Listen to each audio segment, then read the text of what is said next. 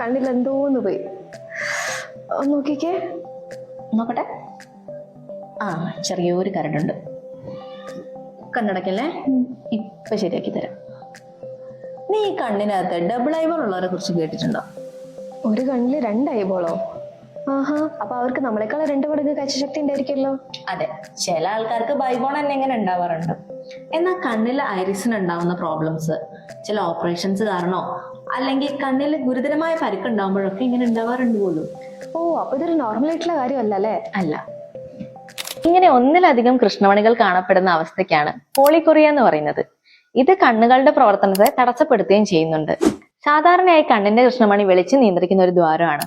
പോളികൊറിയയിൽ ഒന്നിലധികം കൃഷ്ണമണി ഉണ്ടാവുമ്പം വെളിച്ചം കൃത്യമായി റെറ്റിനൽ എത്തുന്നത് തടസ്സപ്പെടുന്നുണ്ട്. ഇത് കണ്ണിന്റെ കാഴ്ചശക്തിയെ സാരമായി ബാധിക്കുകയും ചെയ്യും. ഇതുപോലെ പോളികൊറിയയെ കുറിച്ച് നിങ്ങൾക്ക് അറിയാവുന്ന കാര്യങ്ങൾ കമന്റ് ബോക്സിൽ ഞങ്ങളുമായിട്ട് ഷെയർ ചെയ്യൂ.